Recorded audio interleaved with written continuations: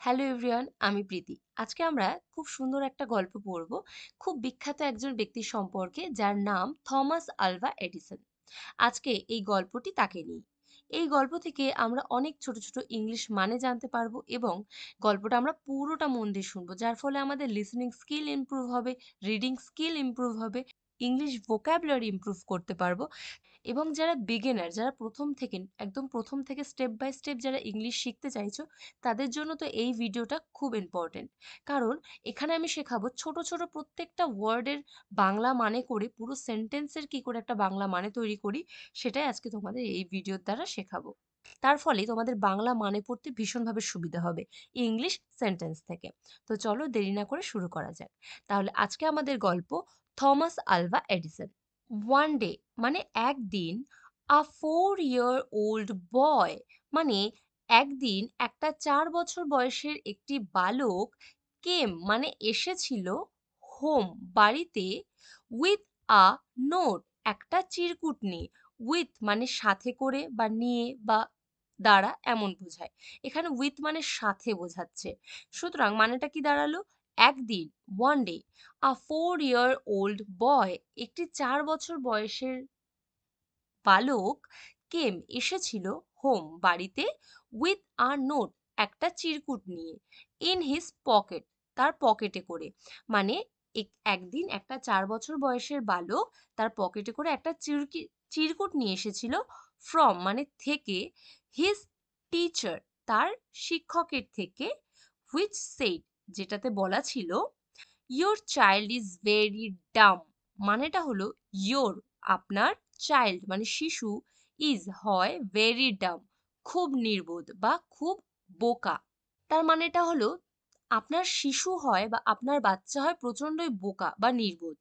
He can not learn সে পারে না, হি can not সে পারে না, লার্ন শিখতে, এনিথিং কিছু না। মানে he can not learn anything সে কিছুই শিখতে পারে না। when the boy's mother saw the letter মানে when মানে যখন, the boy's mother বালকটির মা, saw দেখেছিল, the letter চিঠিটি। আচ্ছা, এখানে বয়েজ মানে কিন্তু বালকেরা নয়, এখানে বয়েজ অ্যাপোস্ট্রফি এস আছে। অ্যাপোস্ট্রফি এস মানে হলো এর যুক্ত হবে নাউনের শেষে। বয়েজ মানে বালকের বা বালকটির, মাদার মানে মা। যখন বালকটির মা স দেখেছিল দ্য লেটার চিঠিটি, যখন বালকটির মা চিঠিটি দেখেছিল, শি ওয়াজ ভেরি অ্যাংরি সে খুব রেগে গিয়েছিল। দ্য নেক্সট ডে পরের দিন, শি মানে সে, সেন্ট মানে পাঠিয়েছিল, আর লেটার একটি চিঠি মানে পরের দিন সে একটি চিঠি পাঠিয়েছিল, টু দ্য টিচার ওই শিক্ষকটির কাছে। মানে পরের দিন মাটা মানে সেই বালকটির মা সেই শিক্ষককে আরেকটি চিঠি পাঠিয়েছিল। ইট রিড, ইট রিড মানে এখানে এটা পড়ে বা এটা পড়েছিল এমনটা নয়। ইট রিড মানেটা হলো যেটা লেখা ছিল, মানে ওই চিঠিতে কি লেখা ছিল সেটাই এখানে বলা আছে। মাই সন আমার পুত্র, ইজ মানে হয়, নট আ ডাম বয় আমার পুত্র বা আমার ছেলে কোনো নির্বোধ বালক নয়। হি হ্যাজ তার আছে, হি মানে সে, হ্যাজ মানে আছে, সে আছে এমনটা তো হয় না। হি হ্যাজ মানে তার আছে, আ বেটার মাইন্ড একটা ভালো বুদ্ধি। এখানে মাইন্ড মানে কিন্তু মন নয়, এখানে মাইন্ড মানে বুদ্ধি বোঝাচ্ছে। হি হ্যাজ তার আছে, আ বেটার মাইন্ড একটা ভালো বুদ্ধি, দেন মানে থেকে, দেন মানে থেকে, তার আছে একটা ভালো বুদ্ধি, then the most boys, then the most boys বেশিরভাগ বালকদের থেকে, অফ হিজ এজ তার বয়সের। মানেটা কি? He has a better mind তার আছে একটা ভালো বুদ্ধি, then most boys of his age তার বয়সের ছেলেদের হ্যাভ যেটা আছে। মানে তার বয়সী ছেলেদের যেই বুদ্ধি আছে, তার তার থেকে ভালো বুদ্ধি আছে। আই উইল টিচ আমি শেখাবো, হিম তাকে, মাইসেলফ আমি নিজেই। মানে আই উইল টিচ হিম আমি তাকে পড়াবো, মাইসেলফ আমি নিজেই। মানে কি? আই উইল, আচ্ছা উইল কথাটা কখন বসে, এই উইল ওয়ার্ডটা কখন বসে? যখন কোনো সিম্পল ফিউচার টেন্সে কোনো সেন্টেন্স থাকে, মানে উইল কথাটা বোঝায় যে কোনো কাজ এখনো হয়নি, হবে, ফিউচারে হবে এমন বোঝায়। তাহলে আই উইল টিচ মানে আমি পড়াবো বা আমি শেখাবো হিম তাকে, আমি তাকে শেখাবো মাইসেলফ নিজেই, মানে আমি নিজে তাকে শেখাবো। He will not attend school, সে আর স্কুলে হাজির হবে না, মানে সে আর স্কুলে যাবে না। হি মানে সে, উইল নট অ্যাটেন্ড মানে সে উইল নট অ্যাটেন্ড মানে আর হাজির হবে না। অ্যাটেন্ড মানে কি হাজির হওয়া বা উপস্থিত হওয়া বা যোগদান দেওয়া এমন বোঝায়। হি উইল নট অ্যাটেন্ড সে আর যোগদান দেবে না বা সে আর হাজির হবে না স্কুলেতে। এটাই সেই লেটারে লেখা ছিল। অ্যান্ড এবং শি স্টার্টেড সে শুরু করেছিল টিচিং পড়াতে দ্য বয় বালকটিকে অ্যাট হোম বাড়িতে। বোঝা গেল? And she started teaching the boy at home সে বাড়িতেই সে বালকটিকে পড়াতে শুরু করেছিল। অ্যান্ড এবং দ্যাট বয় ওই বালকটি grew up to be a great Thomas Alva Edison মানে এবং ওই বালকটি বড় হচ্ছিল the great Thomas Alva Edison মানে মহান থমাস আলভা এডিসন রূপে। এডিসন ওয়েন্ট এডিসন গিয়েছিল টু স্কুল টু স্কুল স্কুলেতে only 3 months of his life কেবলমাত্র অনলি মানে কেবলমাত্র 3 মান্থস মানে 3 মাস কেবলমাত্র 3 মাস অফ হিজ লাইফ তার জীবনের। তাহলে মানেটা কি দাঁড়াচ্ছে এডিসন তার জীবনের কেবলমাত্র 3 মাস স্কুলে গিয়েছিল। হিজ মাদার তার মা মেড লার্নিং তৈরি করেছিল লার্নিং পড়াশোনাটা সো এনজয়েবল খুব আনন্দজনক মানে তার মা পড়াশোনাটাকে খুব আনন্দজনক তৈরি করেছিল।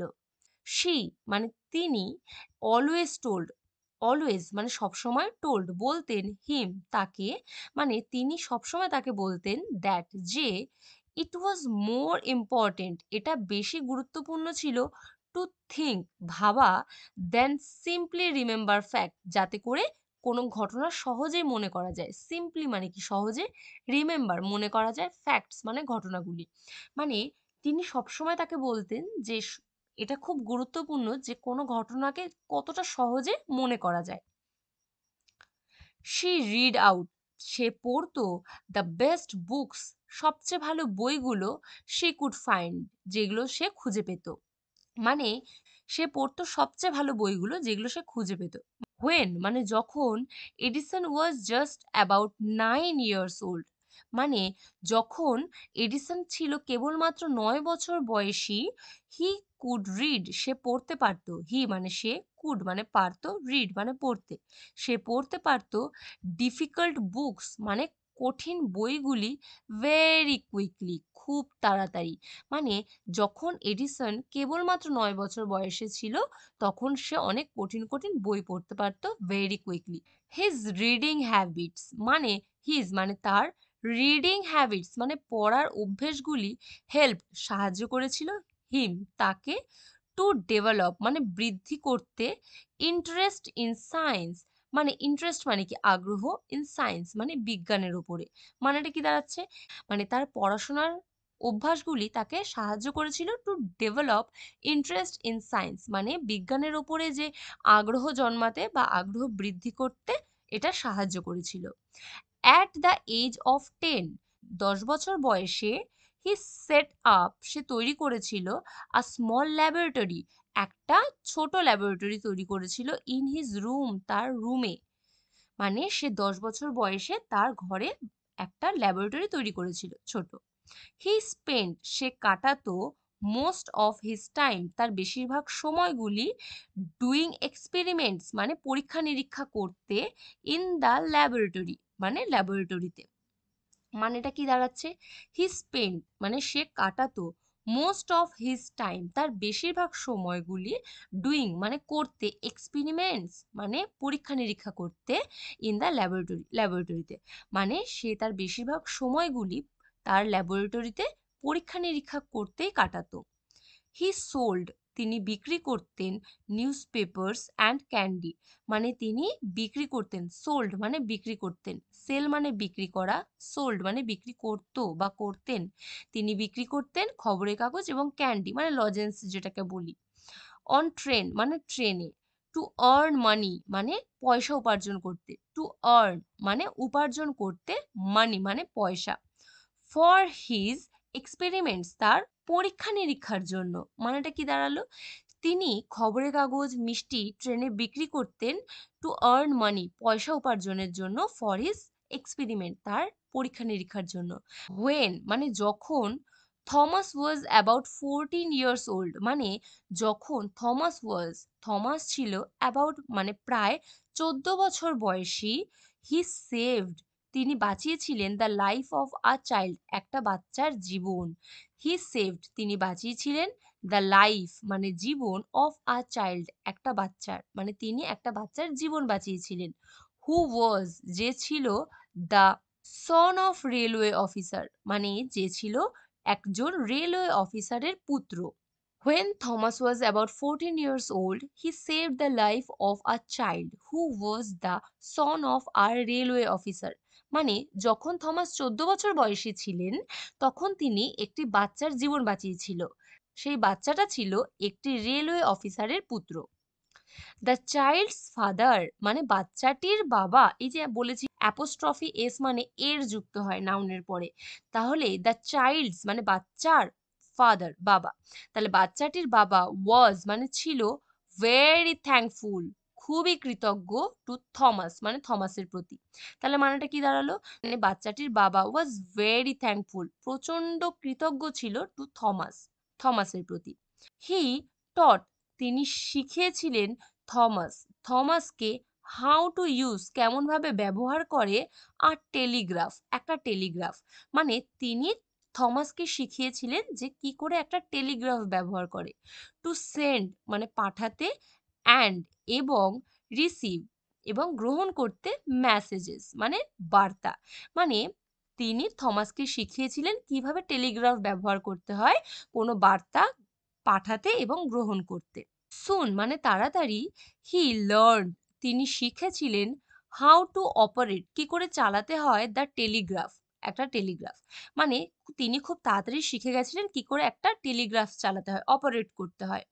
এডিসন ইনভেন্টেড মানে আবিষ্কার করেছিলেন, মেনি ইউজফুল থিংস অনেক ব্যবহারযোগ্য জিনিসপত্র, মেনি অনেক, ইউজফুল ব্যবহারযোগ্য, থিংস জিনিসপত্র, যেমন the phonograph the world's first machine পৃথিবীর প্রথম মেশিন ফর রেকর্ডিং সাউন্ড, মানে পৃথিবীতে প্রথম মেশিন যেটা সাউন্ড রেকর্ড করে এমন একটা যন্ত্র তিনি আবিষ্কার করেছিলেন, মানে তার নাম ফোনোগ্রাফ।